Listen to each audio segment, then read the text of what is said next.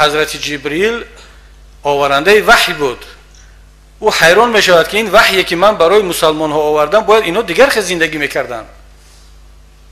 اصلا اگر مطابق این وحی زندگی کنن باید زندگیشون دیگر باشد. اینا عزیز جهان باشن، پیشرفت دنیا و عالم باشن.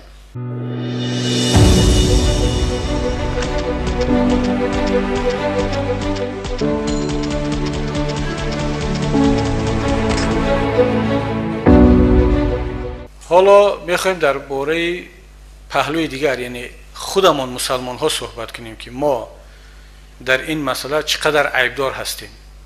آیا همه عیب در دوش دیگران هست یا ما مسلمان ها هم عیبدار هستیم؟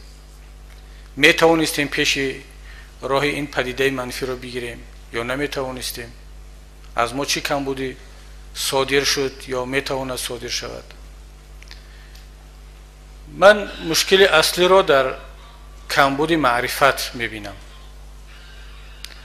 اگر ما معرفت را یک مفهومی وسیع بگیریم، معرفت هم به معنای معارف امروزه ما که تحصیل و دانش و علم هست و هم واژه معرفت یک معنی بالاتر و وسیعتر از معارف و تحصیل و دانش را دارد به معنای شناخت. ما مسلمان ها متاسفانه اکثریت البته نه خود را شناخته ایم، نه دین خود را شناخته ایم، نه رسالت و جایگاه خودمان را در این دنیا در این عالم شناخته ایم و این است که بیشتر مورد سوء استفاده و بازی های دیگران قرار می گیرند. مسلمان ها از نشناختن، از آگاه نبودن. بیاید یک تصور کلی کنیم چرا امروز گروهی از هم عقب مانده تر در دنیا مسلمان هست، کشورهای اسلامی هستند. مردمی از همه فقیرتر در جهان مسلمان هست و باز از بین مسلمان ها از همه فقیرترش همون قشری هست که باز بیشتر متدین هست و دیندار هست و متزین با ظاهر اسلامی هست، با شعارهای اسلامی هست. البته هستند در بین مسلمانان متدین ملتزم به ارکان اسلامی بایها، علما، دکترها، رهبران سیاسی، رهبران دولت خیلی زیادن الحمدلله، ولی در مجموع در مقایسه با اکثریت مسلمان ها اونا شماره کمترن و این چونی در مقایسه با دیگر ملت ها و دیگر دین ها، دیگر کشورهای اسلامی و در مجموع عالم اسلام عقب مانده است. اکثر مشکلات سیاسی و نظامی و اجتماعی بازم در عالم اسلام است. انقلاب ها، تبدلات ها،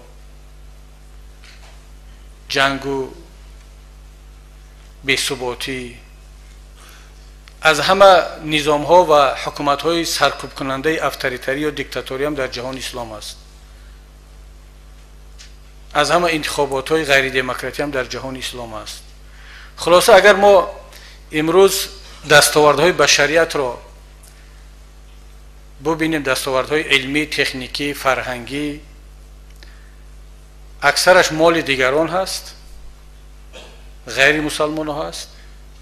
اگرچه مسلمان ها هم در پیدایش این دستاوردها، در رشد این دستاوردها هم در تاریخ و هم در حیات معاصر سهم داشتند. برای مثال اگر بگیم که دستاوردهای امروزه علمی و تکنیکی همش مدیون علم فیزیک و متماتیک و شیمی هست، در سرچشمه این علم ها کیا قرار داشتند؟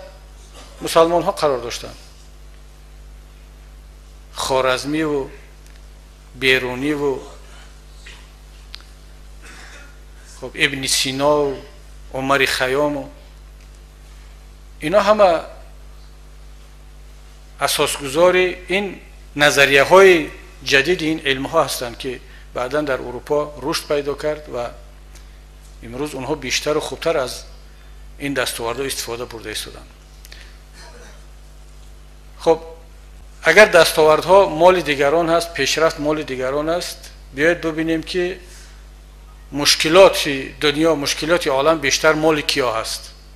عقب ماندگی، فسادزدگی مالی و اداری و بفرهنگی، کم بی‌ضاعتی مال کدام گروه است؟ مال مسلمان هاست. بسیاری ها در خود جسارت ندارند که این سوال را آشکار بگویند که چرا چنین است.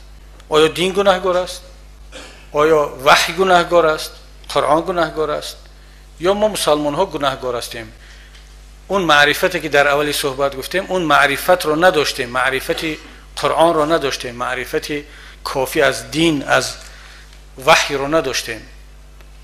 بنابراین بهوده علامه اقبال در اون رباعی معروفش که قریب 100 سال پیش گفته بود که امروز هم این مضمون این رباعی، این شعر اکتوالی است، روزمره است. گفت مسلمان فاقم است و ژنده پوش است. دوامش چی بود؟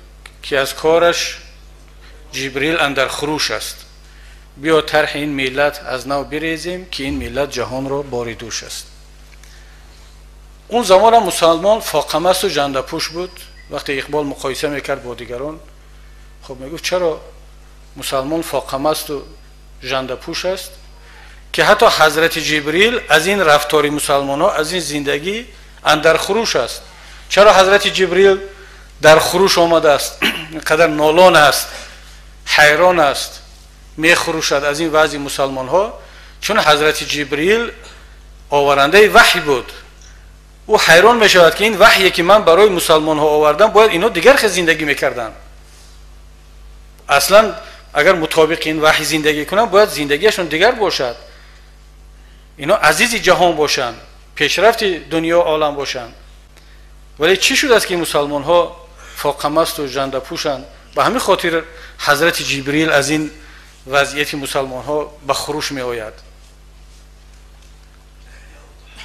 و بعد میگه که اکنون باید یک طرح ملت رو از نو بریزیم. ملت تاجیک و افغان و اردو رو در نظر ندارد، ملت ابراهیم رو در نظر دارد که این ملت جهان رو باری دوش است، که دیگر نه تنها باری دوش خود مسلمان ها شده است عالم اسلام، بلکه جهان را هم باری دوش شده است.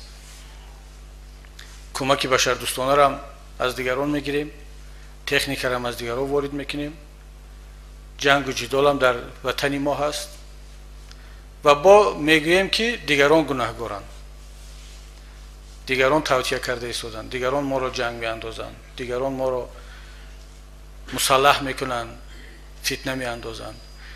ولی هیچگاه سوال نمیکنیم که چرا ما را با هم جنگ انداخته میتوانند، چرا ما را میتوانند علیه یکدیگر بشورانند.